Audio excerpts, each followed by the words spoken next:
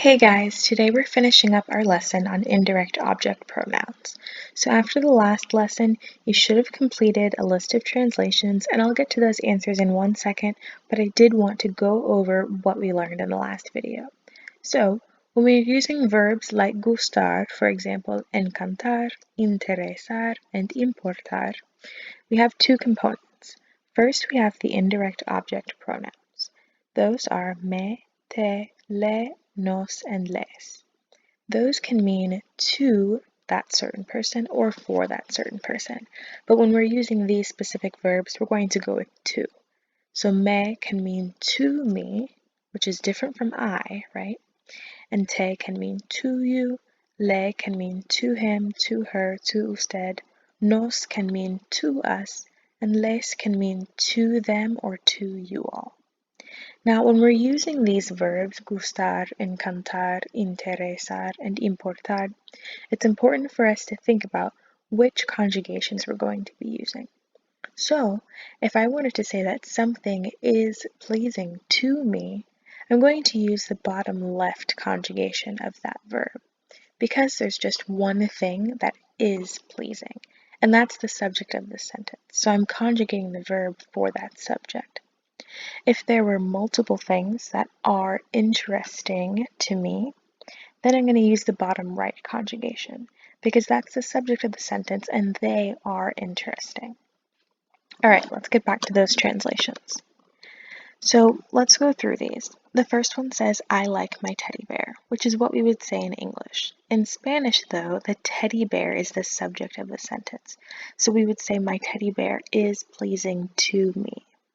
Mi oso de peluche me gusta. We're conjugating the verb gustar for the teddy bear. It is pleasing to me. I do want to point out the use of the a mí at the beginning of the sentence. Now, if I'm talking to you, I could just say, me gusta mi oso de peluche, and you would know exactly who I'm talking about. So I have the a mí there to let you all know who you should be talking about in the sentence as you're filling it in. But this does bring up a really important point that I got a couple questions about last week. With these sentences, you can say to that person, a mi hermana, a mis padres, a ti, but we cannot state them as if they're the subject. So I'll give you a couple examples. For the I like my teddy bear, we cannot say yo me gusta mi oso de peluche. That would mean my teddy bear is pleasing to me, I. There's no reason to have the word yo in that sentence. Let's look at the next one. Las reglas te importan. The rules are important to you. See here that the te is singular for you and importan is plural because there is more than one rule. You choose your pronoun and your verb conjugation independently. Go ahead and take a look at the other three answers and pause if you have any questions, write them down, and definitely send me an email or come chat with me during office hours.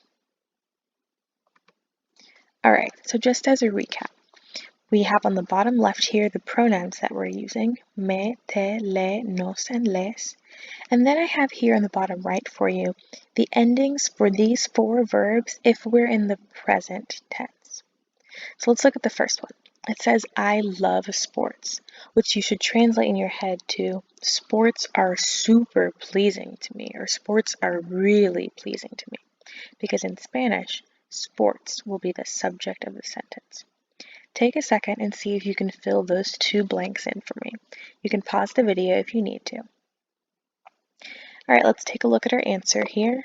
A mí, blank, blank, los deportes. A mí me encantan los deportes.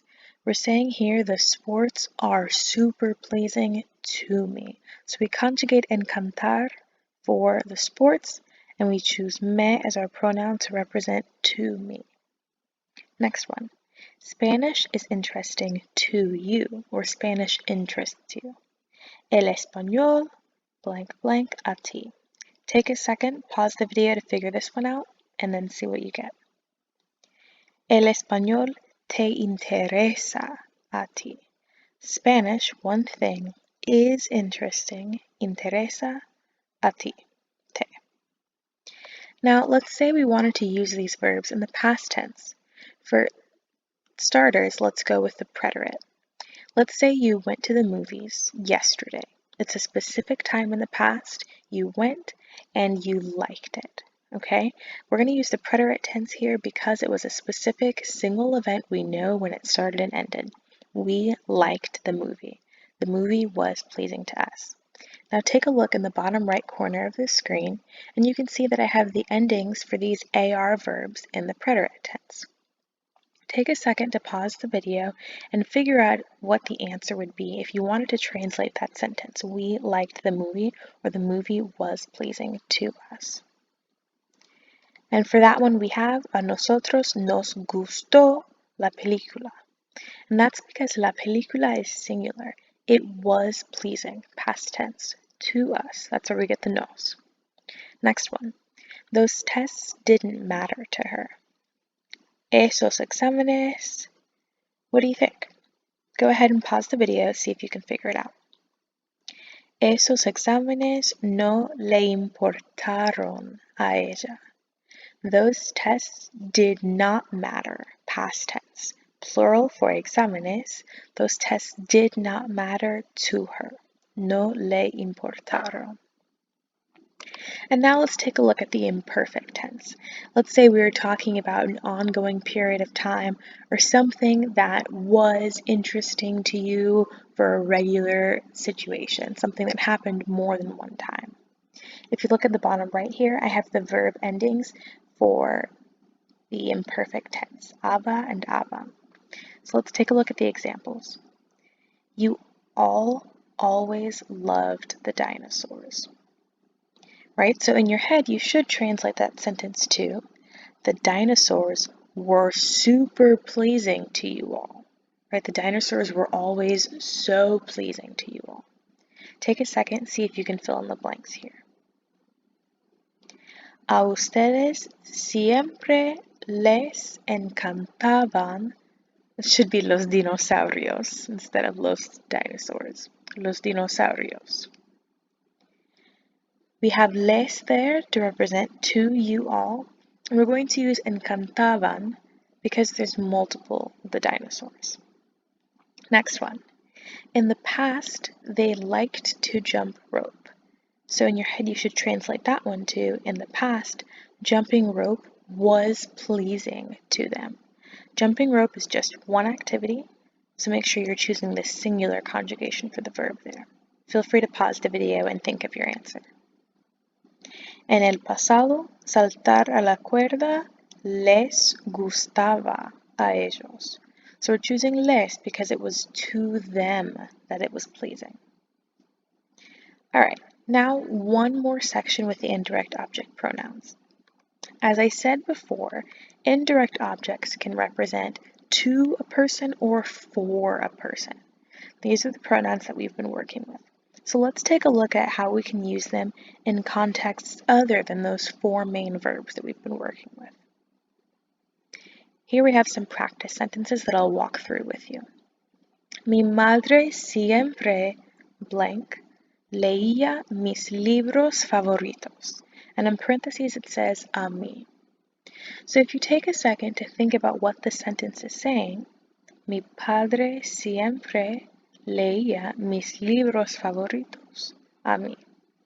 What we're trying to say here is that my father always used to read my favorite books to me. So that phrase to me should trigger your thoughts to think, oh, that's an indirect object pronoun. So in that blank, we would have the word me. Mi padre siempre me leía. My father always read to me. Me leía. He read to me. Number 2. Nuestros tíos enviaron tarjetas de cumpleaños a mi hermana y a mí. So our aunts and uncles sent birthday cards to my sister and to me. So in that blank we would use nos. Nos enviaron tarjetas. They sent cards to us. The nos there means to us. And number 3, mi abuelo siempre compraba regalos para mi hermano. My grandfather always bought gifts for my brother. The for my brother should be a giveaway that it's for him, so we would use le in this case. Mi abuelo siempre le compraba regalos para mi hermano. I hope those examples are helpful.